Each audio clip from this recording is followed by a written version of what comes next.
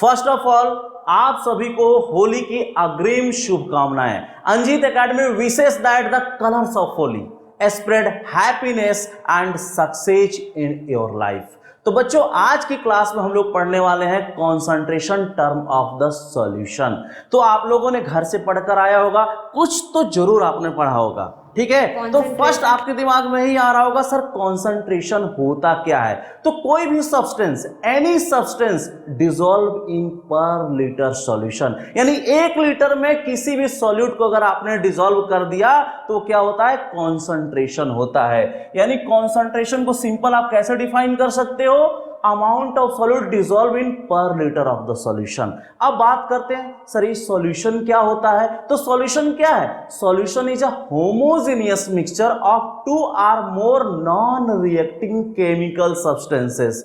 अब आपके दिमाग में आ रहा होगा सर ये होमोजेनियस क्या है। तो होमोजेनियस बेसिकली क्या है, ग्रीक रूट है। होमो का मतलब सेम और जेनेस का मतलब फॉर्मेशन, यानी ये ग्रीक रूट है होमो। होमो का मतलब क्या होता है बच्चों, सेम, और जेनेस का मतलब क्या होता है, फॉर्मेशन। फॉर्मेशन यानी होमोजेनियस का मतलब क्या हुआ, same composition through out the solution. क्या हुआ बच्चों, same composition through out the solution, through out the solution. तो ये होता है सॉल्यूशन। अब बात करते हैं सॉल्यूशन की कंपोनेंट। यहां 2 ही इंपॉर्टेंट है, एक सॉल्यूट और दूसरा क्या होता है, सॉल्वेंट। आपको पता होना चाहिए कौन सॉल्यूट होता है और कौन सॉल्वेंट होता है, क्योंकि न्यूमेरिकल में ये बहुत इंपॉर्टेंट रोल निभाता है। तो इसके कंपोनेंट के अगर हम बारे में बात करें बच्चों, तो इसके 2 कंपोनेंट होते हैं। कंपोनेंट, कंपोनेंट एक होता है सॉल्यूट और दूसरा क्या होता है, सॉल्वेंट। सॉल्वेंट, अब सॉल्यूट क्या होता है, जो कम मात्रा में अवेलेबल हो, लेस एक्सटेंट हो, लेस एक्सटेंट, लेस एक्सटेंट, समझ में आ रहा है। और जो सॉल्वेंट होता है वो क्या होता है, लार्ज अमाउंट में जो अवेलेबल हो। किसमें अवेलेबल हो बच्चों, लार्ज अमाउंट में अवेलेबल हो। चलो एक एग्जांपल करते हैं, जैसे आपको शरबत बनाना है तो शुगर, शुगर क्या है, सॉल्यूट है, क्योंकि शुगर को आप पानी में डाल रहे हो। बहुत सारे बच्चे पानी को शुगर में डाल देते हैं, तो ये आपको नहीं करना है, क्योंकि आपको न्यूमेरिकल में फिर फंस जाओगे। यहां पे चीनी को पानी में डालना है, पानी को चीनी में डालना है। बात समझ में आ रहा है, सॉल्यूट को सॉल्वेंट में आप डिसॉल्व करते हो। क्लियर हुआ ये बात। यानी सिंपल शुगर ले लिया आपने, शुगर, और यहां पे आपने क्या ले लिया, वाटर। अगर शुगर को वाटर में आप डिसॉल्व कर रहे हैं, इसको आप डिसॉल्व कर रहे हैं, तो ये क्या बनेगा बच्चों, शुगर सॉल्यूशन। क्लियर है ये बात, बोलो। अब देखो यहां एक इंपॉर्टेंट बातें आती है, कंपोनेंट किस बात पे डिपेंड करता है। तो दो अगर आपने यूज किया तो उसको क्या बोलेंगे, बाइनरी।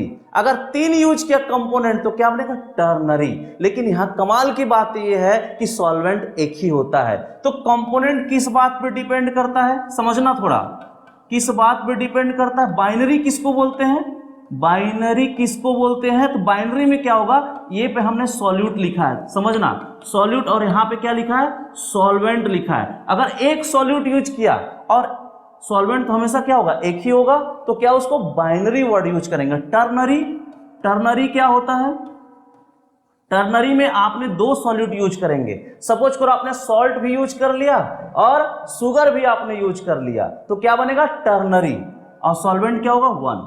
यानी 3 कंपोनेंट अगर आपने यूज किया है तो टर्नरी, अगर 2 कंपोनेंट यूज किया है तो क्या होता है, बाइनरी। क्लियर हुआ। तो ये सॉल्यूशन के कुछ कंपोनेंट थे जो इंपॉर्टेंट होता है न्यूमेरिकल के केस में, कौन सॉल्यूट है और कौन सॉल्वेंट है। जो लार्ज अमाउंट में अवेलेबल होगा वो हमेशा क्या होगा, सॉल्वेंट होगा। ये क्लास 11th लेवल की बातें बता रहे हैं। क्लास 12th में जैसे आओगे थोड़ा सा इंपॉर्टेंट कॉन्सेप्ट बताऊंगा, लेकिन थोड़ा सा वेट करो। क्लियर है, आगे बढ़े। अब यहां पे एक वर्ड है टर्म्स। हम लोग सॉल्यूशन देख लिए, ठीक है। अब टर्म्स की बात करते हैं। अब टर्म्स को समझने के लिए प्रैक्टिकल करते हैं। चलो यहां पे 2 स्टूडेंट को लेता हूं, आप दोनों को मैं बोलता हूं एक सॉल्यूशन बनाना है। कैसे आप लोग बनाओगे, आपको 5 ग्राम चीनी डालना है और आपको 50 ग्राम शुगर डिसॉल्व करना है और एक शरबत बनाना है। क्लियर हुआ। 5 ग्राम, ध्यान से 5 ग्राम चीनी और 50 ग्राम शुगर दोनों किचन में चले जाते हैं। अब उसने गलती से क्या कर दिया, 50 ग्राम चीनी डाल दिया, यानी मिर्च डाल दिया, और 5 ग्राम चीनी को डाला, तो क्या बन जाएगा, हार्ड। बोलेगा, अब थर्ड वाले को बोलता हूं तो भाई चेक करके बताओ, तो बोले सर हार्ड लग रहा है। अब उसने बोलता है कि सर फिर से एक बार मैं दोबारा बना लेता हूं। तो अब इसने क्या किया, अब 5 ग्राम चीनी को डाला, वो 50 ग्राम चीनी को डाला, तो अब बोल रहा है सर सॉफ्ट है। तो यहां पे जो हार्ड है और ये सॉफ्ट है, ये स्ट्रेंथ की बात कर रहा है। स्ट्रेंथ का मतलब, अब स्ट्रेंथ का मतलब यहां पे केमिस्ट्री में ये होता है कि कितना ग्राम सॉल्यूट, कितने लीटर पानी में आपने डाला है। ये बात समझ में आ गई। तो प्रैक्टिकल से हमको क्या समझ में आया, यानी हार्डनेस और सॉफ्टनेस का सेंस यहां पे ये है, सिर्फ भावनाओं को समझना है। हार्ड, ज्यादा हार्ड बना दिया, ज्यादा सॉफ्ट बना दिया, क्लियर है ना। तो हार्डनेस और सॉफ्टनेस का मतलब है स्ट्रेंथ। क्या मतलब है बच्चों, स्ट्रेंथ। तो सिंपल स्ट्रेंथ पहला टर्म निकल कर आता है। स्ट्रेंथ क्या होता है, ग्राम बाय लीटर। ऐसे हम लोग बहुत सारे टर्म 1 बाय 1 यहां पे डिस्कस करेंगे इसी प्रैक्टिकल के हेल्प से। क्लियर हुआ। चलिए फर्स्ट जो बातें हम लोग करने जा रहे हैं, स्ट्रेंथ। तो स्ट्रेंथ क्या होता है, आपने क्या सीखा, सिंपल कोई पूछता है स्ट्रेंथ क्या होता है बच्चों, तो ग्राम बाय लीटर। इसको डिफाइन कर सकते हो, तो क्या लिखोगे, बोलो, मास ऑफ सॉल्यूट किसमें लिया था आपने, ग्राम में। यानी चीनी को ग्राम में डिसॉल्व किया था, कितने लीटर पानी में डिसॉल्व किया, यानी वॉल्यूम ऑफ सॉल्यूशन किसमें लिया था आपने, लीटर में लिया। तो सिंपल, कितने अमाउंट ऑफ सॉल्यूट, कितने लीटर पानी में डाला, वो क्या होता है, स्ट्रेंथ होता है, ग्राम बाय लीटर। क्लियर है। अब बात करते हैं सेकंड टर्म्स की बात करते हैं। जैसे उसने 5 ग्राम डाला और आपने कितना, 50 ग्राम, तो बोले कितने परसेंट डाला। तो सेकंड हम जो टर्मिनोलॉजी की बात करते हैं वो परसेंटेज है। परसेंटेज को बहुत ध्यान से, बहुत आसान होता है, परसेंटेज। देखो यहां पे परसेंटेज, पर का मतलब कितना पार्ट आपको मिला, वो क्या होता है, पर होता है। सेंट का मतलब 100 और एज का मतलब पर्टिकुलर। एक पर्टिकुलर पार्ट में, यानी 100 में कितना आपको मिला, this is called percentage. Clear हुआ बच्चों। यानी 100 में आपको कितना पार्ट मिला, दिस इज कॉल्ड परसेंटेज। यानी पर का मतलब क्या होता है, पार्ट, और सेंट का मतलब 100, एज का मतलब पर्टिकुलर। यानी आसान भाषा में कोई आपसे परसेंटेज की बात कर रहा है तो इंडिविजुअल बाई टोटल इंटू 100 आप कर दीजिए। कितना इंडिविजुअल आपको मिला, टोटल कितना था, इंटू 100। क्लियर है। आपको कितना मिला, दिस इज इंपॉर्टेंट। कितने में, वही क्या होता है, परसेंटेज होता है। आइए केमिस्ट्री की दुनिया में, अब मास परसेंटेज आपसे बोलेगा, मास परसेंटेज बताओ। यानी मास परसेंटेज का मतलब वेट बाय वेट परसेंटेज। तो सिंपल वेट बाय वेट है, वेट को वेट में डाल रहा है। बात समझिएगा। जैसे एग्जांपल के लिए आप आटे में क्या डालते हो, नमक डालते हो। बात क्लियर है। चलिए, तो वेट बाय वेट परसेंटेज, यानी मास ऑफ सॉल्यूट किस में लेना आपको, ग्राम में। Dissolve in mass of solute plus solvent, यानी मास ऑफ सॉल्यूशन। क्लियर हुआ, मास ऑफ सॉल्यूशन। क्लियर है बच्चों, इंटू 100। सेकेंड, अगर वेट बाय वॉल्यूम परसेंटेज अगर आपको निकालना हो तो सिंपल क्या रखेंगे, मास ऑफ सॉल्यूट। आ रहा है समझ में, मास ऑफ सॉल्यूट किसमें, ग्राम में, divide by volume of solution किसमें, ml ले लो, इंटू 100। अब आपको वॉल्यूम परसेंटेज अगर बोलेगा, V/V परसेंटेज, जिसको हम लोग क्या बोलते हैं, वॉल्यूम परसेंटेज। क्लियर है बच्चों। तो वॉल्यूम परसेंटेज अगर आपको निकालना है तो क्या लेंगे, वॉल्यूम ऑफ सॉल्यूट। यानी आपको सॉल्यूट ऊपर रखना है। क्यों, अभी थोड़ी देर पहले मैंने आपको बताया, सॉल्यूट को सॉल्वेंट में डालना है, सॉल्वेंट को सॉल्यूट में मत डाल देना। ठीक है ना। तो यहां पे क्या लिखेंगे, volume of solute divide by volume of solution into 100। तो सिंपल आपने क्या सीखा, इंडिविजुअल यानी सॉल्यूट, इंडिविजुअल का मतलब सॉल्यूट, और टोटल का मतलब solute plus solvent. I think आपको समझ में आ गया होगा। अब थर्ड टर्मिनोलॉजी की ओर बढ़ते हैं, पीपीएम। मोल फ्रैक्शन बात कर लेते हैं पहले, इसके बाद हम पीपीएम की बात कर लेंगे। मोल फ्रैक्शन, ध्यान से समझना, मोल फ्रैक्शन क्या होता है? फ्रैक्शन का मतलब ही होता है always less than one. Fraction, ये जो फ्रैक्शन है ना, फ्रैक्शन का मतलब क्या होता है बच्चों? Always less than one. अगर यहां पे आपने मोल लगा दिया तो मोल फ्रैक्शन, मास लगा दिया तो मास फ्रैक्शन, यानी जिसकी वैल्यू क्या होगा? जिसकी वैल्यू यानी सम ऑफ फ्रैक्शन हमेशा क्या होगा? Less than one. चलो एक प्रैक्टिकल करते हैं। अभी आपने एक सॉल्यूशन में आपसे बनवाया था, याद है? अब आपने यहां पे क्या लिया था? वाटर। यहां पे चलो आपने वाटर ले लिया, H2O आपने ले लिया। कितना अमाउंट? मान लो इसकी क्या है? मोल फ्रैक्शन कितना है? XA मान लेता हूं। क्या मान लेता हूं बच्चों? XA। और कितना मोल डाला उसके लिए हमने सिंपल क्या मान लिया? Na। क्या मान लिया? Na। तो यहां पे हमने Na ले लिया, Na मोल्स। A का मतलब सॉल्वेंट। क्यों? क्योंकि वाटर कैसा काम कर रहा है? सॉल्वेंट का काम कर रहा है। अब इसके अंदर आपने क्या डिसॉल्व किया था? शुगर। क्या डिसॉल्व किया था बच्चों? शुगर। और शुगर क्या होता है? सॉल्यूट। तो ये है आपका सॉल्यूट। अब कितना अमाउंट? मान लो NB। ठीक है। अब यहां पे शरबत आप बना रहे हैं तो बड़ा ध्यान से देखिएगा, मोल फ्रैक्शन जिसको रिप्रेजेंट x से हम करते हैं, किसे रिप्रेजेंट करेंगे? x से रिप्रेजेंट करेंगे। चलिए निकालते हैं। XA यानी mole fraction of solvent. A हमने किसका नाम दिया है? सॉल्वेंट का नाम दिया है। ठीक है, तो क्या हो जाएगा? कितना मोल यानी इंडिविजुअल डिवाइड बाय क्या होता है? टोटल। यही फॉर्मूला आपने देखा। और फ्रैक्शन का मतलब लेस देन वन, सबको पता है, इक्वेशन नंबर 1 मान लो। ऐसे x भी निकालो, x भी क्या हो जाएगा? NB divide by total, equation number 2। अब इन दोनों इक्वेशन को क्या करो? ऐड करो, इक्वेशन फर्स्ट और इक्वेशन सेकंड। तो आपको क्या मिलेगा? देखो यहां पे XA plus XB equal to, देखो दोनों क्या होगा? कैंसल आउट हो गया, और कैंसल आउट हो गया तो इसकी वैल्यू कितनी आ गई? 1। इसका मतलब आपने क्या सीखा? Always sum of mole fraction क्या होता है? यूनिटी। याद रखना, always sum of mole fraction is unity. Unity का मतलब बच्चों 1। अब इसको आप ऐसा लिख सकते हो, मान लो आपको सॉल्यूट का चाहिए या सॉल्वेंट का चाहिए, तो 1 में से आप क्या कर दो? सिंपल माइनस कर दो। मान लो मुझे XA चाहिए, तो XA की वैल्यू कितना हो जाएगा? 1 माइनस XB। ये न्यूमेरिकल में आपको करना होगा। ये बात सबको समझ में आ गई? क्लियर हुआ? तो आपने क्या सीखा? मोल फ्रैक्शन क्या होता है?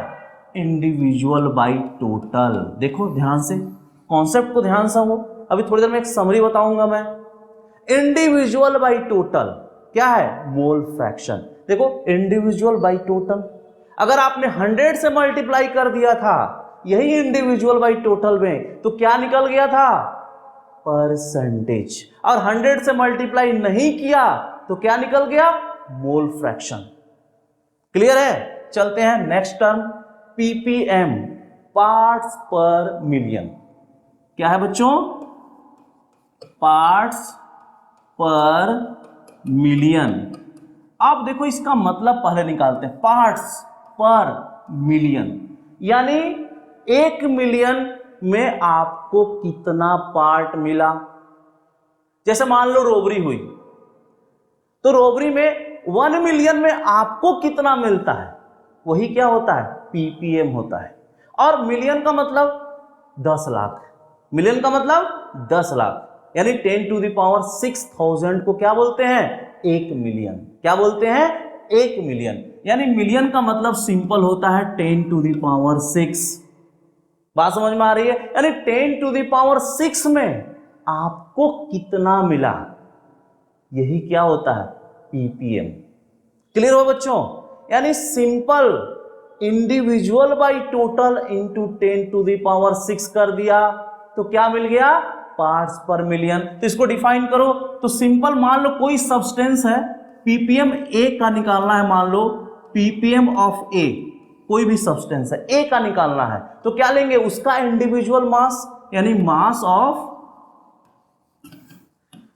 Of substance. और कौन सब्सटेंस हमने लिया है, ए, डिवाइड बाय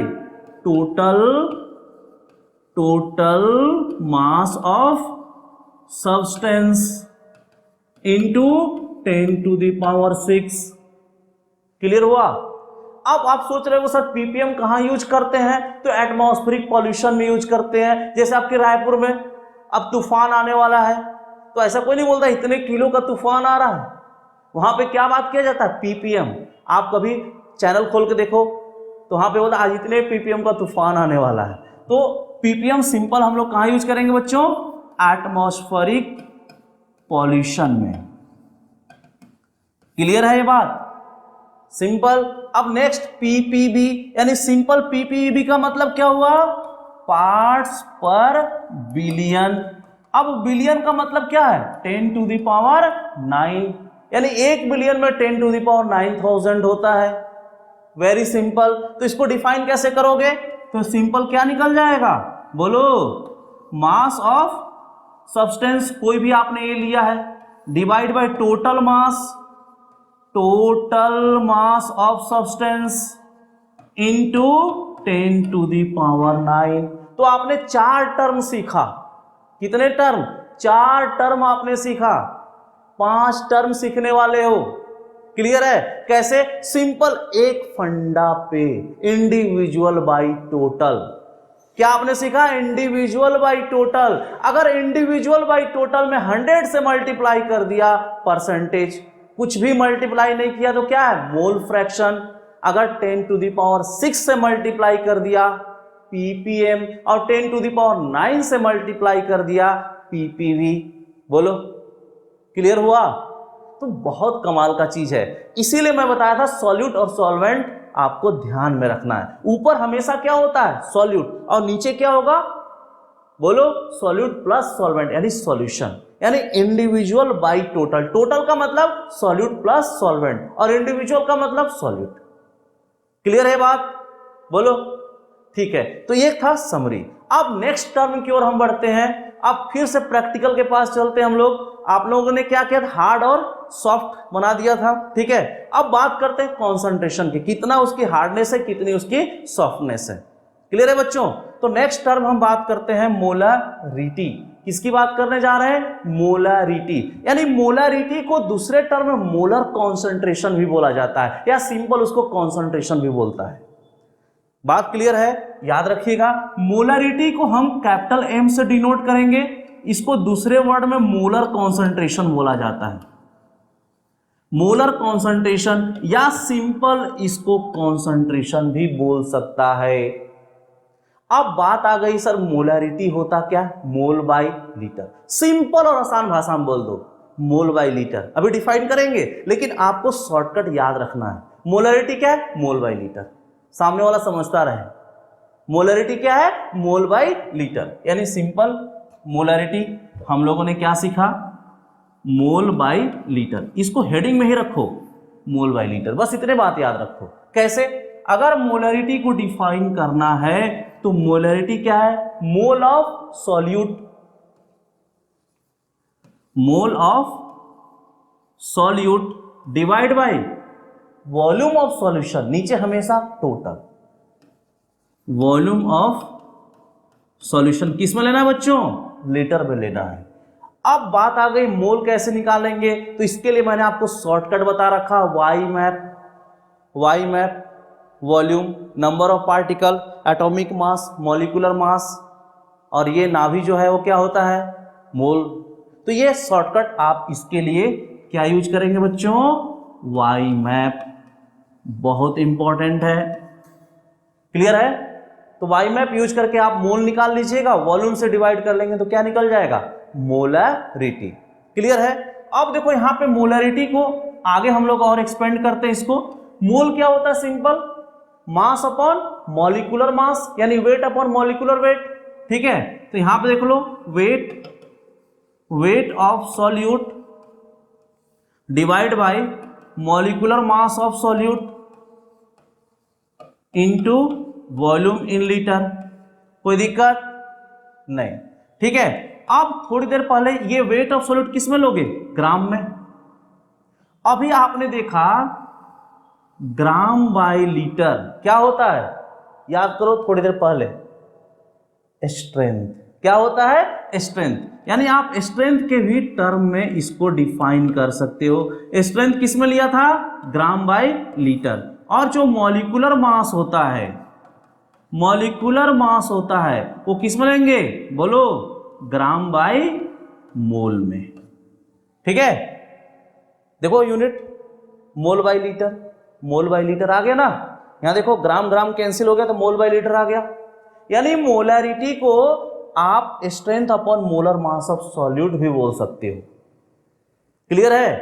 अब यहां पे एक क्वेश्चन आता है, फर्स्ट इंपॉर्टेंट आपको समझ में आ गया। सेकंड, आपसे ये पूछा जाता है क्या मोलैरिटी टेम्परेचर डिपेंडेंट है या इंडिपेंडेंट है? तो ये कैसा है? Temperature dependent. अब आपके दिमाग में आ रहा होगा सर ये टेम्परेचर डिपेंडेंट है तो कैसे हम समझेंगे ये टेम्परेचर डिपेंडेंट है?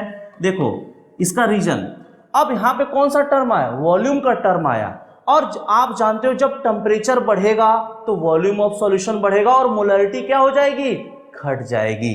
ठीक है बच्चों, यानी सिंपल आप जानते हैं अगर टेम्परेचर बढ़ता है तो वॉल्यूम ऑफ सॉल्यूशन क्या होगा? बढ़ेगा। और वॉल्यूम ऑफ सॉल्यूशन बढ़ेगा तो फाइनली आपको मोलैरिटी कैसा? घटता हुआ दिखाई देगा। यानी सिंपल और आसान भाषा में अगर आपको बताना है कि मोलैरिटी टेम्परेचर डिपेंडेंट है या इंडिपेंडेंट, तो आपको क्या करना है? वॉल्यूम पे। अगर वॉल्यूम का टर्म कहीं पे आया, ध्यान से सुनना, जहां भी वॉल्यूम का टर्म आएगा वो हमेशा टेम्परेचर डिपेंडेंट होगा। क्लियर हुआ? क्यों? क्योंकि ये क्या है? वॉल्यूम पे डिपेंड करता है। क्या करता है बच्चों? ये वॉल्यूम पे डिपेंड करता है। ये बात सबको समझ में आ गई? अब देखो न्यूमेरिकल में कुछ टर्म्स यूज करता है, बहुत ध्यान समझना। मोलैरिटी में कुछ टर्म्स यूज करेगा, जैसे बोलेगा मोलर सॉल्यूशन, मोलर सॉल्यूशन ऐसा वर्ड दे दिया न्यूमेरिकल में, मोलर सॉल्यूशन। इसका मतलब क्या है? उसकी मोलैरिटी 1 लेना है आपको, यानी m की वैल्यू क्या दिया है? 1 दिया हुआ है। यानी इसकी वैल्यू क्या दिया है? 1 दिया हुआ है। अगर कहीं पे बोला सेमी मोलर, समझना, बात को समझना, न्यूमेरिकल के लिए बहुत इंपॉर्टेंट, सेमी मोलर, सेमी आधा, इसका मतलब आपको मोलैरिटी 1/2 दिया हुआ है। अगर डेसी मोलर वर्ड यूज कर दिया, डेसी मोलर वर्ड यूज किया, इसका मतलब मोलैरिटी आपको 1/10 लेना है। तो ये न्यूमेरिकल के लिए इंपॉर्टेंट है। ये थ्योरेटिकल में असर्शंस रीजन में भी क्वेश्चन आया हुआ है और ये आपको कॉन्सेप्ट समझ में आ गया मोलैरिटी का। बोलो, सबको समझ में आ रहा है और आप लोगों को? ठीक है, तो ये था मोलैरिटी का कॉन्सेप्ट, कोई डाउट नहीं।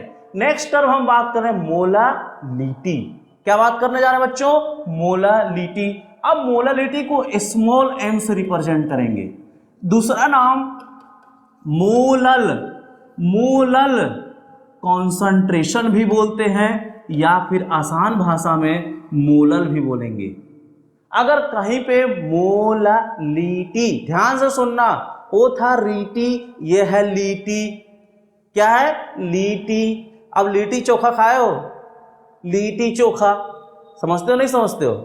ठीक है, तो लीटी कैसे बनता है? बहुत आसान है। उसमें क्या यूज करते हैं? सत्तू यूज करते हैं यार। और डालते क्या है? नमक। अब नमक उसमें डाल दो, ऐसा नहीं है कि आधा किलो सत्तू लिया तो 2 किलो नमक डाल दिया। अब नमक क्या है? सॉल्यूट, और सत्तू क्या है? सॉल्वेंट। अगर आपने 2 किलो सत्तू लोगे तो नमक कितना? 100 ग्राम डालोगे। यानी यहां पे इंपॉर्टेंट कॉन्सेप्ट निकल कर आया। ये सत्तू वाला कॉन्सेप्ट क्या है? आपको सॉल्वेंट हमेशा केजी में लेना है। यानी जब भी लीटी की बात करेगा, किसकी बात करेगा? लीटी की बात करेगा, तो आपको सॉल्वेंट लेना है किसमें? केजी में। यानी आसान भाषा में मोल बाई केजी। क्या सीखा आपने? मोल बाई केजी। अगर कोई बोलता है मोलालिटी क्या होता है, तो आसान भाषा में उसको बता दो मोल बाई केजी। यानी सिंपल डिफाइन करो mole of solute divide bye, बोलो, मास किसकी, यही इंपॉर्टेंट है सॉल्वेंट की। आपको किस में लेना है, सॉल्वेंट, अंडरलाइन होना चाहिए, यही अक्सर गलती होता है। सॉल्वेंट, सत्तू, सत्तू यानी केजी में लोगे और नमक थोड़ा सा डालोगे ना, बोलो, ठीक है, यानी मास ऑफ सॉल्वेंट यानी मोल बाई केजी। क्लियर हुआ। और मोल के लिए आप लोग क्या यूज कर लोगे, वाई मैप, जो मैं आपको बहुत पहले से बता रखा हूं। वाई मैप हमेशा आपको मोल कॉन्सेप्ट के न्यूमेरिकल को सॉल्व करना है तो वाई मैप यूज करना है। आपको 2 मिनट का वीडियो 2 सेकंड 3 सेकंड में सॉल्व होगा। क्लियर हुआ। चलिए आगे बढ़ते हैं। अब यहां पे एक इंपॉर्टेंट मैं आपसे क्वेश्चन पूछता हूं। हाँ, एक चीज और, मोलरिटी टेम्परेचर डिपेंडेंट है या इंडिपेंडेंट, जल्दी से बताओ, आप लोग बताओ। टेम्परेचर इंडिपेंडेंट, यस, यानी ये कैसा है, टेम्परेचर इंडिपेंडेंट। अब आप सोच रहे होगे ये टेम्परेचर इंडिपेंडेंट क्यों है, क्योंकि ये वॉल्यूम पर डिपेंड नहीं करता। तो आपने क्या सीखा, जो वॉल्यूम पे डिपेंड करेगा वो टेम्परेचर डिपेंडेंट होगा, अदरवाइज वो टेम्परेचर डिपेंडेंट नहीं होगा। चलिए क्वेश्चन पूछता हूं, मोल फ्रैक्शन, सारे लोग ध्यान से सुनना। Mole fraction, mole fraction temperature dependent है या इंडिपेंडेंट, टेम्परेचर इंडिपेंडेंट। कैसा बच्चों, टेम्परेचर इंडिपेंडेंट। क्यों, अरे यार सिंपल, क्या वॉल्यूम का टर्म आया, नहीं आया ना, तो सिंपल टेम्परेचर इंडिपेंडेंट। क्लियर है। चलो नेक्स्ट टर्म नॉर्मलिटी की बात करते हैं। नॉर्मलिटी मोस्ट इंपॉर्टेंट टॉपिक जो बहुत कंफ्यूजनिंग होता है। तो नॉर्मलिटी को हम लोग कैपिटल एन से रिप्रेजेंट करते हैं, ठीक है। और कोई पूछता है नॉर्मलिटी क्या होता है, gram equivalent bye volume in litre. Simple और आसान भाषा में उसको बता दो, समझता रहेगा। क्या मैं बोला, ध्यान से सुनना, gram equivalent bye volume in litre, ठीक है। अब इसको डिफाइन करना स्टार्ट करते हैं। यानी नॉर्मलिटी क्या है, gram equivalent of solute divide by volume of solution. अगर आपको ग्राम इक्विवेलेंट मिल जाएगा और वॉल्यूम ऑफ सॉल्यूशन मिल जाएगा तो काम बन जाएगा। अगर वॉल्यूम ऑफ सॉल्यूशन नहीं दिया तो कहां से निकालोगे, फॉर्मूला याद करो, डेंसिटी क्या होता है, मास अपॉन वॉल्यूम। तो वॉल्यूम निकालना है तो क्या हो जाएगा, मास डिवाइड बाय डेंसिटी, यहां से आप निकाल सकते हैं। अब मुझे ये पता होना चाहिए, ग्राम इक्विवेलेंट पता होना चाहिए। अब ग्राम इक्विवेलेंट निकालने के लिए सिंपल क्या यूज करेंगे, मास of solute divide by equivalent mass. समझ में आ रहा सबको, ध्यान समझना बहुत इंपॉर्टेंट है। मास of solute divide by equivalent mass, equivalent mass of solute, ठीक है। अब मास ऑफ सॉल्यूट तो आपको दिया रहेगा। अब यहां पे बात आ गई, सर हमको इक्विवेलेंट मास पता होना चाहिए। तो इक्विवेलेंट मास बहुत आसान है निकालना, इसके लिए सेपरेट वीडियो भी हमने बना रखे हैं। अगर इक्विवेलेंट मास चाहिए, इक्विवेलेंट मास ऑफ, मैं यहां पे कुछ भी डाल देता हूं, डॉट डॉट डॉट, यानी इक्विवेलेंट मास ऑफ हो सकता है वो एसिड हो सकता है वो बेस हो सकता है वो सॉल्ट हो, कुछ भी हो सकता है। तो सिंपल आपको क्या करना है, equivalent mass of this equal to molar mass of this divide by n factor, यानी उसका आप क्या निकाल दो, मोलर मास जो भी दिया है डिवाइड बाय एन फैक्टर। अब बात अटक रही है, सर ये एन फैक्टर कैसे निकालेंगे, तो बहुत सिंपल है एन फैक्टर निकालना। एन फैक्टर का मतलब क्या होता है, एसिडिटी, बेसिसिटी या change of electron. N factor का मतलब क्या होता है बच्चों, एसिडिटी, एसिडिटी को स्मॉल ए से रिप्रेजेंट करेंगे, या फिर बेसिसिटी, बेसिसिटी स्मॉल बी, या फिर change of electron, change of electron. तो ये 3 टर्म्स हमने आपको बताया, या तो एसिडिटी की बात करेंगे, या बेसिसिटी की बात करेंगे, या चेंज ऑफ इलेक्ट्रॉन की बात करेंगे। अब बात आ गई है, सर एसिडिटी क्या होता है, बेसिसिटी क्या होता है, और चेंज ऑफ इलेक्ट्रॉन कैसे निकालेंगे? ये बात सबको समझ में आ रही है? चलो एक लिख के दिखाता हूं, बहुत ध्यान समझना। अगर मान लो, अगर आपको चाहिए इक्विवेलेंट मास, क्या चाहिए? Equivalent mass. तो इक्विवेलेंट मास ऑफ एसिड चाहिए, तो आपको क्या निकालना है? मॉलिक्यूलर मास ऑफ जो एसिड आपको गिवन है डिवाइड बाय, उसमें आप किससे डिवाइड करेंगे? बेसिसिटी से। किससे डिवाइड करेंगे? बेसिसिटी से। अगर यहां पे बेस है तो किससे डिवाइड करेंगे? एसिडिटी से। क्लियर हुआ? अब समझना है हमको एसिडिटी या बेसिसिटी क्या होता है। सबको समझ में आ रहा है? तो एसिडिटी और बेसिसिटी को समझने के लिए मैं आपको शादी पार्टी में लेके चलता हूं। बहुत ध्यान से कॉन्सेप्ट को समझना, बहुत मजा आएगा। अब चलो सारे लोग शादी पार्टी में चलते हैं। आप करते क्या हो? शादी पार्टी में एंट्री मारते ही आप लोग दूल्हे दुल्हन पे थोड़ा ध्यान रहता है, सामने ये ध्यान रखता है कि कौन सा कहां पे स्टॉल में क्या क्या क्या लगा हुआ है, आप ढूंढना शुरू करते हो, और एक दिन से शुरू होकर नॉन स्टॉप ठूसना शुरू कर देते हो। समझ में आ रहा है? खूब ठूस लिया, क्यों? क्योंकि पहले से वो पे भैया ऑयलिक है, ऑयलिक है बहुत, कहने का मतलब पुराने तेल से बना हुआ है वो, और आपके बॉडी में पहले से ही क्या है? एसिड है। ठूस तो लिया यहां तक, फिर आप जानते हो ठूसने के बाद क्या करते हो? और हो आपको खाना है, लास्ट में जाते समय अरे थोड़ा सा वो क्या आइसक्रीम खा लें, या थोड़ा सा और ठूस लूं, जाते समय पैसा वसूल करना है। भाई शादी में आप गए तो पैसा वसूल करने गए हैं ना, उसके चक्कर में आपकी पेट गुब्बारा बन जाता है। कैसे? कैसे आपका पेट गुब्बारा बन गया? क्योंकि आपकी बॉडी में पहले से ही क्या है? एसिड, और आपने ऑयली फूड ठूस लिया, तो आपकी बढ़ क्या गई? एसिडिटी। और एसिडिटी बढ़ गई तो आप डॉक्टर के पास कूदोगे। डॉक्टर ने क्या दिया? बेस की टेबलेट। कैसे? देखो, आपकी बॉडी में पहले से एसिड था, बहुत ध्यान समझना, ये बॉडी की एसिड है, आपने इसको ठूस कर बढ़ा दिया। अब डॉक्टर के पास गए, डॉक्टर ने आपको क्या दे दिया? बेस की टेबलेट, मान लो मैग्नीशियम हाइड्रोक्साइड। अब दोनों रिएक्ट करके क्या बना लेगा? सॉल्ट, MgCl2, सॉल्ट बन गया, यानी आपकी डाइजेशन हो गई, और साथ में यूरिन बाहर निकल गया, यानी वाटर बाहर निकल गया, और आप कंफर्टेबल फील करने लगे। क्लियर है? तो आपकी एसिडिटी बढ़ी थी, तो डॉक्टर ने क्या दिया? बेस की टेबलेट। किसका? बेस का टेबलेट। और बेस में होता क्या है बताओ? OH minus. क्या होता है बच्चों? OH minus. यानी आपने क्या सीखा? जब एसिडिटी बढ़ेगी तो OH माइनस की बात करो, यानी बहुत अच्छे से कॉन्सेप्ट समझिएगा यहां पे। एसिडिटी, एसिडिटी और दूसरा वर्ड हमने क्या आपको सिखाया?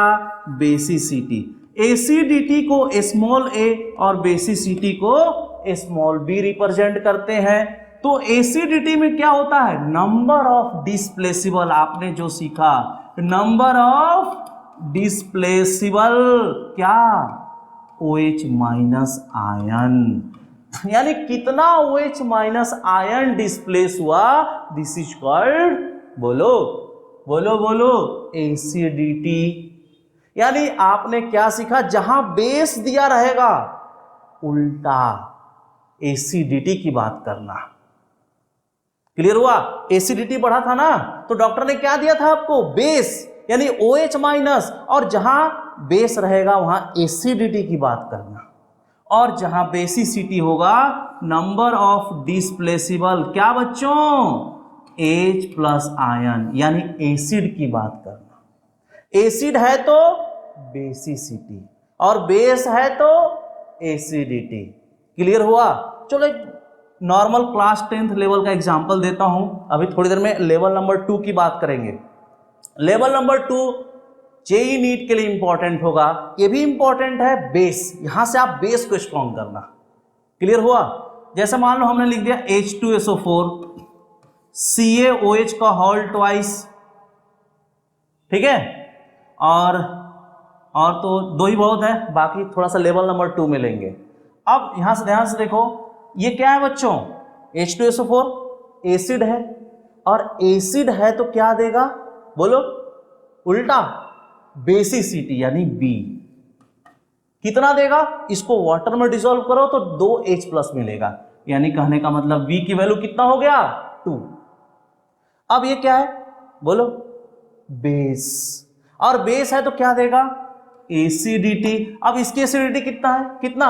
2H-, तो 2 निकल गया। जैसे NaOH, अब NaOH क्या है? बेस ना, तो क्या मिलेगा? एसिडिटी। कितना मिलेगा? देखो सिंपल, एक।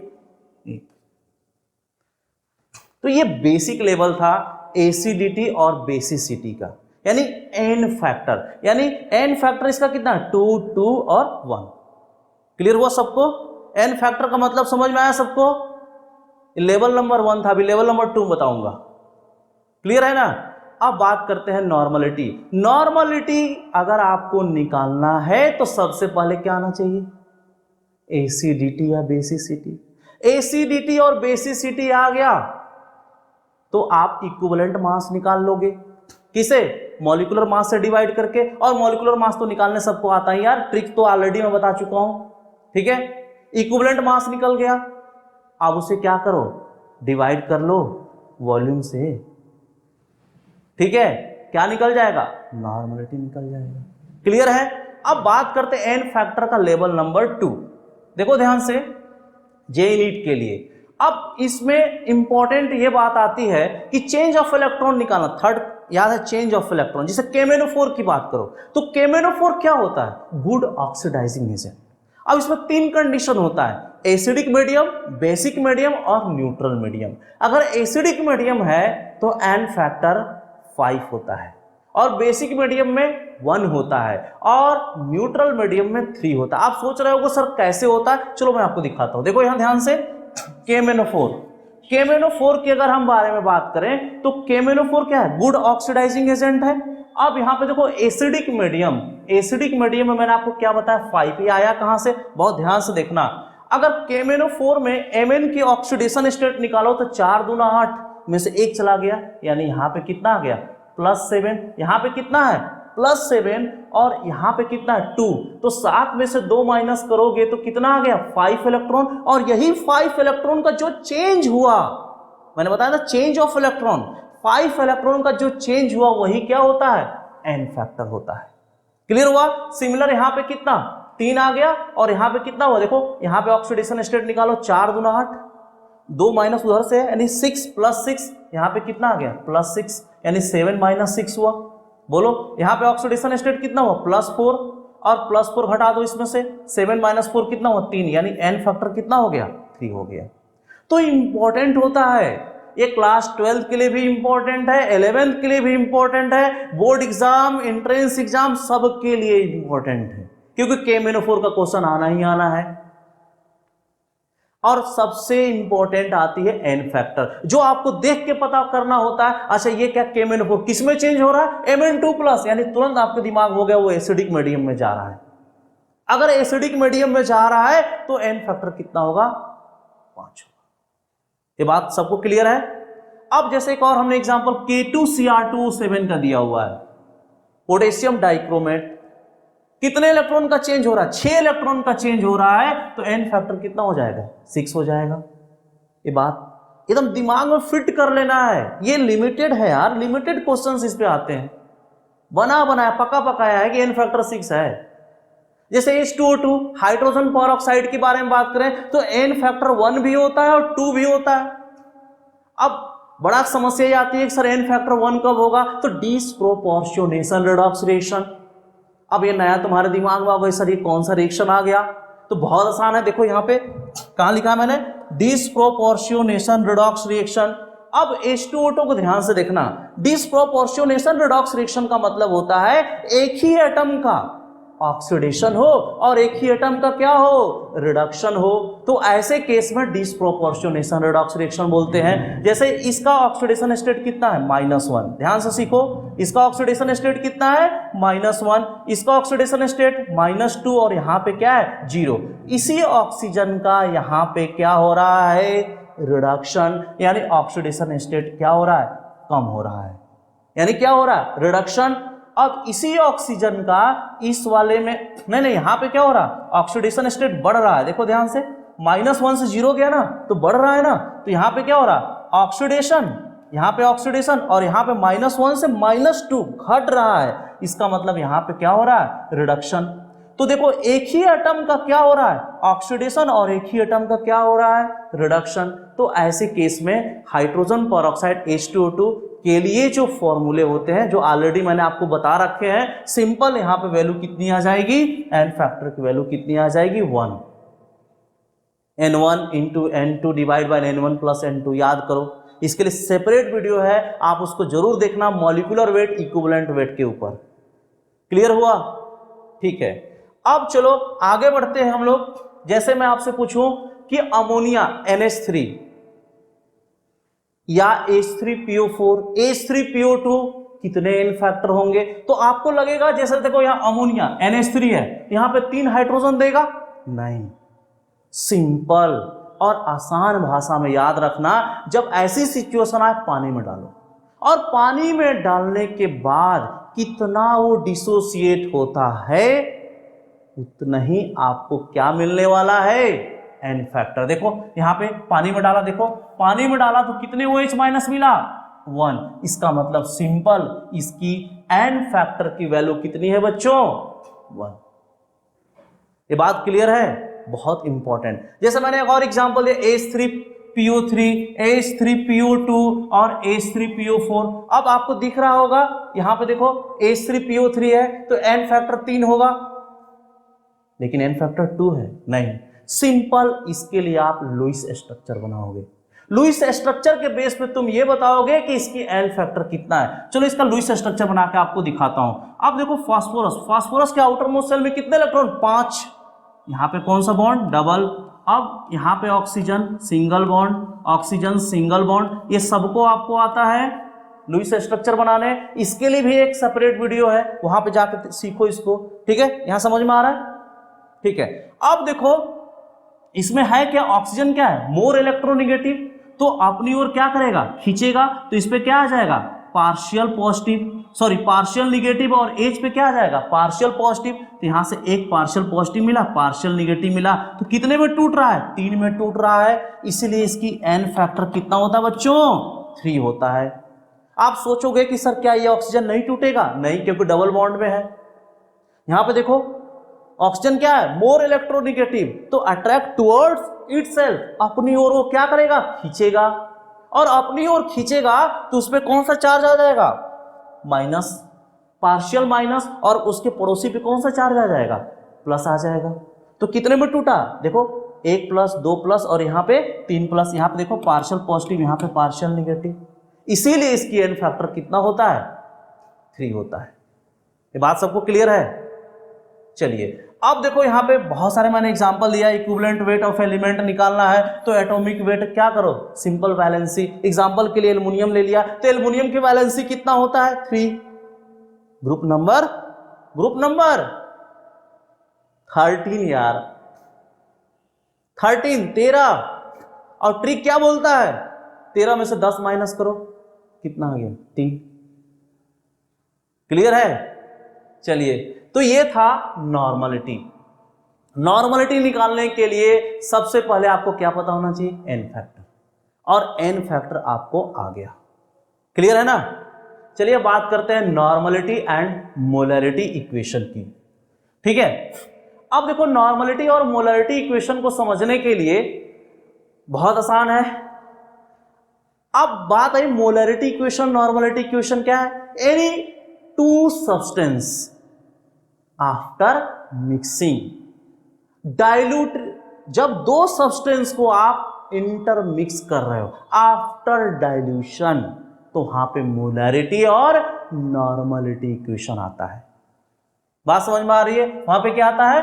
मोलैरिटी और नॉर्मलिटी इक्वेशन आता है। मान लो V1 ml ऑफ सॉल्यूशन है जिसकी मोलैरिटी M1 है, जिसको तुम डाइल्यूट कर रहे हो V2 M2 के साथ, तो सिंपल मोलैरिटी इक्वेशन क्या बनेगा? M1V1 इक्वल टू M2V2, दोनों को आप क्या कर दो? इक्वेट कर दो, यानी सिंपल। तो इसकी मोलैरिटी इक्वेशन क्या बनेगा? M1V1 इक्वल टू M2V2, ये क्या बन गया? Molarity equation.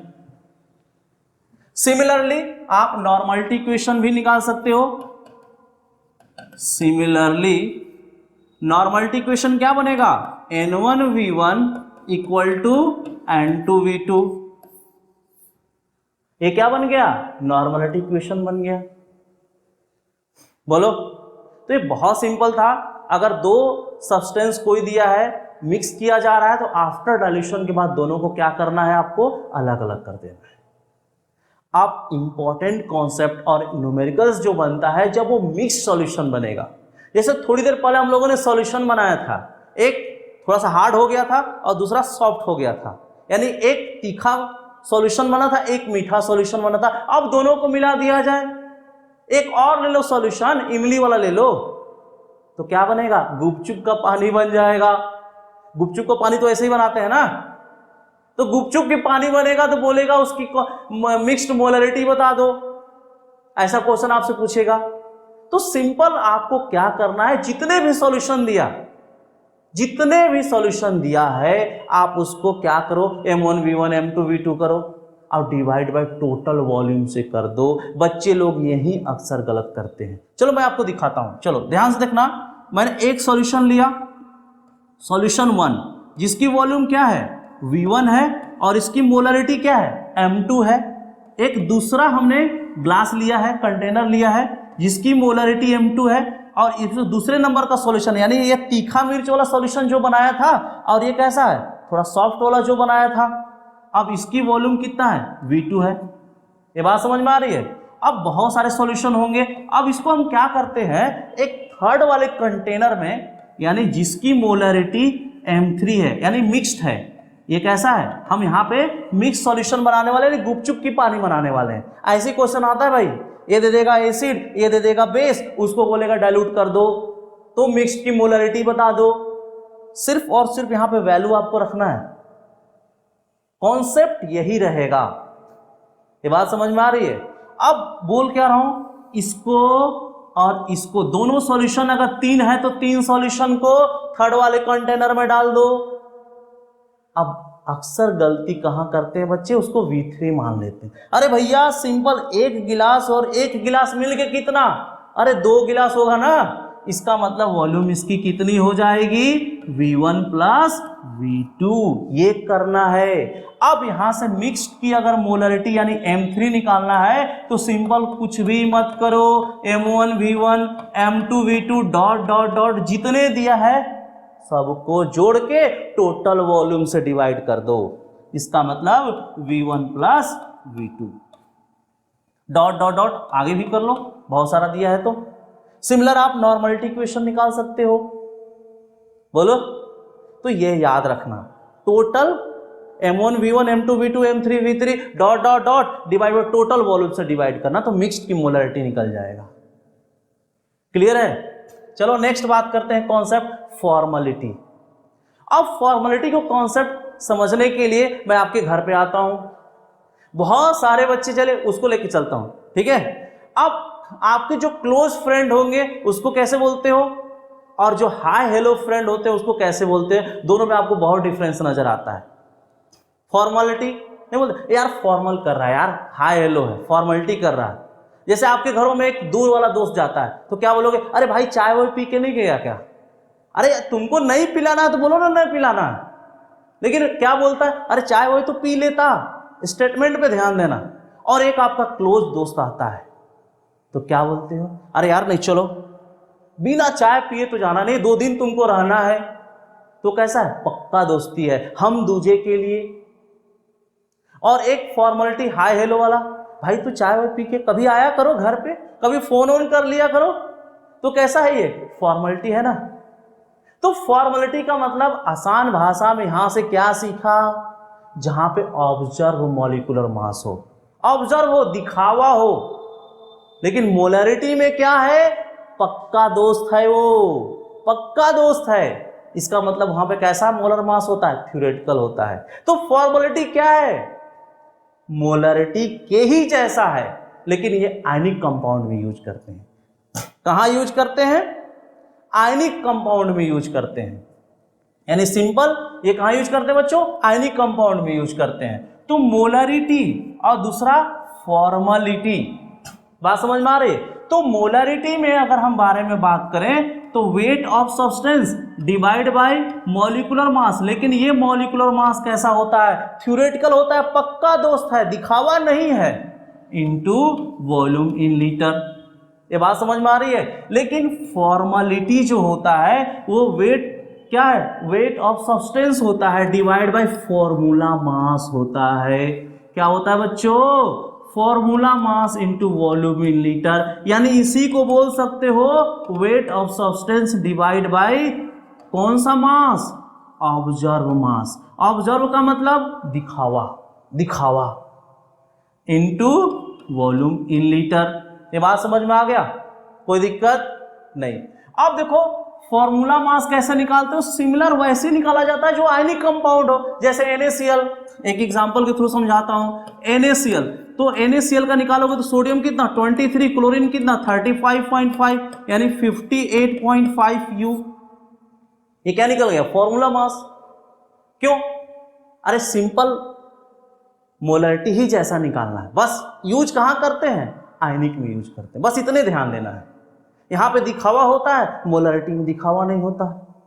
तो क्लास 12 में एक इंपॉर्टेंट कॉन्सेप्ट याद करना है आपको, जो मैं आपको डेवलप करके दे रहा हूं, relation between, important relation between formality and molarity. Formality को हम यहां पे F से डिनोट करेंगे, फॉर्मेलिटी को किससे डिनोट करेंगे, F से डिनोट करेंगे। तो F का मतलब फॉर्मेलिटी और M का मतलब क्या बच्चों, मोलरिटी।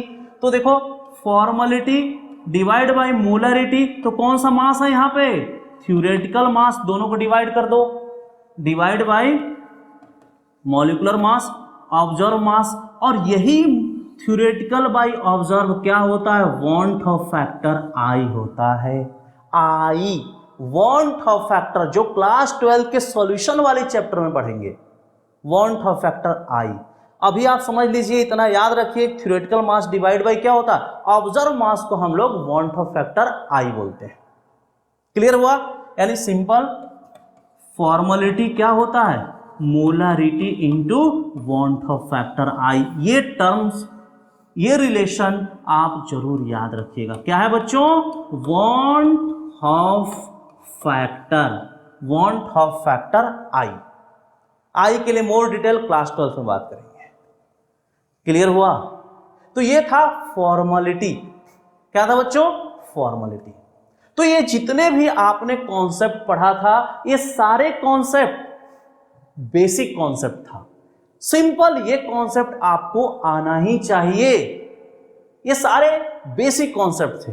अब हम बात करते हैं नीट और जेई यानी एंट्रेंस एग्जाम के लिए कुछ शॉर्टकट की।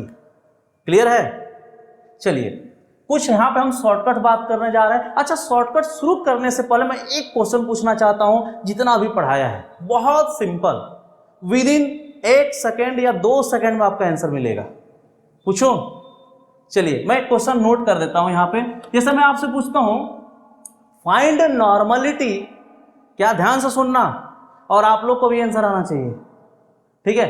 Find normality of decimolar H2SO4 solution.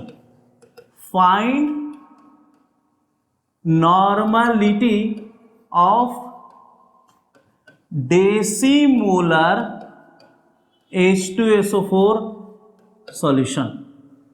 जल्दी से, कितना, 1/5 आया सर। 1/5 राइट। तुम्हारा नहीं, इधर देखो, आप गलती करो, गलती जब तक नहीं करोगे सीखोगे नहीं।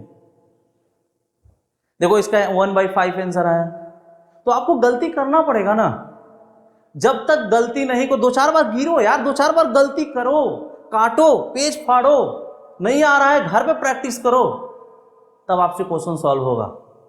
अब 2 बार गिरने के बाद आप हार मान लेते हो, बोलो समझ में आया? 2 बार क्या गिरे, निराशा से दामन जोड़ लिया, इतनी जल्दी तूने इरादों को तोड़ दिया। अरे कामयाबी इम्तिहान लेती है और तूने इम्तिहान देना ही छोड़ दिया। देखो कामचोर और आलस ये आपके लाइफ में सबसे बड़ी बाधा है, क्योंकि आलस का न वर्तमान होता है और न ही भविष्य। समझ में आया बच्चों? ठीक है, तो इसका बहुत सिंपल आंसर था। आंसर कितना 1/5 राइट आंसर है। ठीक है, देखो बच्चों क्या डेसीमोलर, अभी आपने देखा डेसीमोलर यानी मोलरिटी इसका कितना 1/10 और इसकी बेसिसिटी कितनी है, बेसिसिटी कितना है 2। तो सिंपल फॉर्मूला आपको पता होना चाहिए, मोलरिटी इंटू एन फैक्टर, यही क्या होता है नॉर्मलिटी, यानी आंसर 1/10 इंटू 2, आंसर कितना आ गया 1/5। आपको भी आना चाहिए, समझ में आ रहा? सारे बच्चे को आना चाहिए।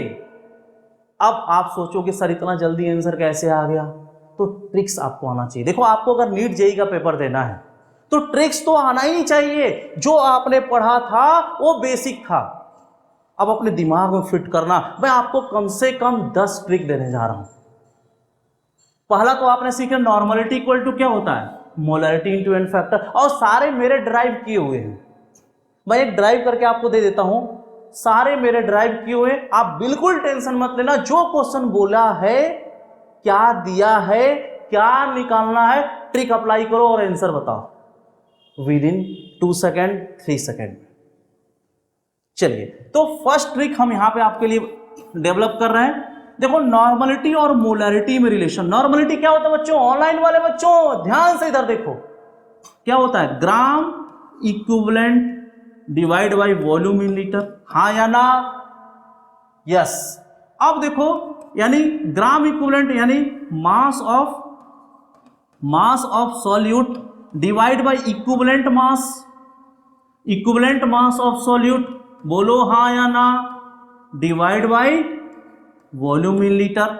अब देखो यहां पे क्या है मास है, और इक्विवेलेंट मास आप क्या जानते हो बताओ, molar mass divide by n factor, यानी यहां पे आ गया molar mass divide by n factor, और यहां क्या है वॉल्यूम लीटर। ये मास ऑफ सॉल्यूट है बच्चों, मास ऑफ सॉल्यूट।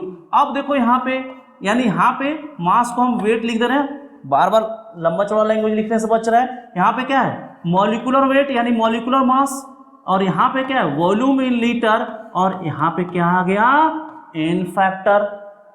और आप वेट अपॉन मॉलिक्यूलर वेट क्या जानते हो मोल, ये क्या होता है बच्चों मोल, यानी यहां पे आ गया mole divide by volume in litre into n factor. और आप क्या जानते हो mole by volume in litre, थोड़ी देर पहले याद करो क्या था मोलरिटी, यानी capital M into n factor, क्या था यही फॉर्मूला। देखो यानी पहला ट्रिक्स आपको याद हो गए, नॉर्मलिटी और मोलरिटी में क्या रिलेशन होता है, तो normality equal to molarity into n factor, और एन फैक्टर आपको निकालने आता है। क्लियर है? तो याद रखिएगा। अब ट्रिक नंबर 2, ट्रिक नंबर 2 जो है, अगर क्वेश्चंस में ध्यान से सुनना, अगर क्वेश्चंस में डेंसिटी दिया हुआ है, क्या मैं बोल रहा हूं डेंसिटी दिया हुआ है ग्राम बाई ml, और मास परसेंटेज दिया हुआ है, ध्यान से मास परसेंटेज और डेंसिटी दिया हुआ है, और आपसे नॉर्मलिटी और मोलरिटी पूछ रहा है, तो सिंपल आपको क्या करना है मोलरिटी निकालने के लिए mass percentage into D into 10 divide by molecular mass of solute. और नॉर्मलिटी के केस में आपको किससे डिवाइड करोगे, किससे डिवाइड करोगे इक्विवेलेंट मास से। पहला ट्रिक्स। कब? जब आपको क्या दिया हो? डेंसिटी दिया हो और मास परसेंटेज दिया हो। नीचे बस इसमें क्या चेंज होगा? नॉर्मलिटी में इक्विवेलेंट मास और मोलरिटी में मोलर मास। क्लियर हुआ? ये दिमाग में फिट कर लो, इसी पे न्यूमेरिकल आना है। अब ट्रिक नंबर 3, जब क्वेश्चन में वेट बाई वॉल्यूम परसेंटेज दिया हो तो सिंपल आप क्या करोगे? Weight by volume percent into 10 divide by equivalent mass normality के केस में और मोलर मास किसमें? मोलरिटी के केस में। देखो यहां पे वेट परसेंटेज दिया है, यहां पे इक्विवेलेंट मास यूज कर लेना है। कब? जब वेट बाई वॉल्यूम परसेंटेज दिया हो। ये बात क्लियर है? अब नेक्स्ट ट्रिक की बात करते हैं। जब आपको स्पेसिफिक ग्रेविटी की बात करने लगे, तो स्पेसिफिक ग्रेविटी दिया हो और परसेंटेज मास की बात करो तो डी की जगह स्पेसिफिक ग्रेविटी लगा दो। और स्पेसिफिक ग्रेविटी क्या होता है? Simple, density of any substance और वाटर की डेंसिटी कितना? 4 डिग्री सेंटीग्रेड पे। जनरली आपको डेंसिटी दिया रहता है नीट के पेपर में, जेई मेंस के पेपर में। अगर आप एडवांस के पेपर में बैठे तो आप यहां से निकाल सकते हैं। मोस्ट इंपॉर्टेंट नेक्स्ट ट्रिक, जब क्वेश्चंस में आपको मोल फ्रैक्शन ऑफ सॉल्यूट, ध्यान से सुनना, mole fraction of solute XB पूछा हो और मोलालिटी दिया हो तो सिंपल M/M प्लस 55.5 कर दो। अब आप सोचोगे सर ऐसा क्यों किया? ध्यान से देखो, ये 55.5 जो होता है वो क्या होता है? डेंसिटी होता है प्योर वाटर का। सॉरी, डेंसिटी प्योर वाटर का कितना होता है? 1। वहां से निकालते थे हम लोग, याद करो, डेंसिटी प्योर वाटर का 1 होता है। तो इसके क्या? कॉन्सेंट्रेशन। ये क्या है? कॉन्सेंट्रेशन। और कॉन्सेंट्रेशन को दूसरे वर्ड में हम लोग क्या बोलते हैं बच्चों? Molarity of pure water. इसको नींद में याद रखो कि कॉन्सेंट्रेशन ऑफ प्योर वाटर कितना होता है? 55.5 होता है। तो सिंपल, अगर मोल फ्रैक्शन सॉल्यूट का पूछा है तो M divide by M plus 55.5 लगा दो। सिंपल, 2 सेकंड में आंसर। अगर सॉल्यूट पता चल गया तो सॉल्वेंट निकालना है। तो देखो, अभी थोड़ी देर पहले मैंने आपको ड्राइव करके दिया है, तो इसके लिए अगर XA निकालना है, आपको XA निकालना तो 1 माइनस क्या कर दो? XB कर दो, तो सॉल्वेंट का भी निकल जाएगा। अब आपको मोलालिटी पूछा है और मोलारिटी दिया हुआ है, तो सिंपल उसके लिए क्या ट्रिक्स है बच्चों? उसके लिए आपको यूज करना 1000 into capital M divide by 1000 into D minus capital M into MA। Capital M का मतलब मोलारिटी, ये है मोलारिटी और ये है MA है, ये MA है, A है बच्चों, MA यानी molar mass, molecular mass of solvent. ये क्या है? Molecular mass of solvent. और ये क्या है बच्चों? मोलारिटी। और ये क्या है? D4 density. आप सिंपल इसको लगा दो। ये बात समझ में आ रही है? क्लियर है यहां पे? अब नेक्स्ट क्वेश्चन है कि मोल फ्रैक्शन ऑफ सॉल्यूट और मोलालिटी में क्या रिलेशन होता है? XB into 1000 divide by 1 minus XB into MA। देखो वेरी सिंपल, XB और नीचे क्या करना? 1 माइनस XB। MA क्या है? अभी बता दिया, मोलर मास ऑफ सॉल्वेंट है। यहां देखो, MB क्या है? Molar mass of solvent. B का मतलब सॉल्यूट हमने लिया है और A का मतलब सॉल्वेंट हमने लिया, जो आपको मैंने प्रूफ करके दिया है। A का मतलब सॉल्वेंट और B का मतलब सॉल्यूट। क्लियर है? तो ये ट्रिक्स मोस्ट इंपॉर्टेंट है। 1 माइनस XB अभी मैंने आपको बताया, इसको चाहो तो आप कन्वर्ट कर लो, XA के फॉर्म में कन्वर्ट कर लो। ठीक है, नेक्स्ट ट्रिक, जैसे कहने का मतलब मोल्स निकालना है तो मोल्स क्या? Molarity into volume in litre. ठीक है, नॉर्मलिटी और मोलरिटी रिलेशन अभी बताया, मोलर मास डिवाइड बाई क्या होता है? इक्विवेलेंट मास। सॉल्युबिलिटी के टर्म में भी आप यहां पे रख सकते हो। ये बात समझ में आ रही है? तो इतने सारे मैंने आपको ट्रिक्स बता, देखो 10 ट्रिक्स हैं, न्यूमेरिकल इससे बाहर नहीं होना है। सिंपल अपने दिमाग में इस ट्रिक्स को फिट कर लो। ठीक है, सारे लोग अपने दिमाग में इस ट्रिक को फिट कर लो। बेसिक तो आपको पता है और बेसिक पता है तो अपने ट्रिक्स को फिट करो। ठीक है, आई होप सारे लोगों के ट्रिक्स अपने दिमाग में फिट हो गया होगा।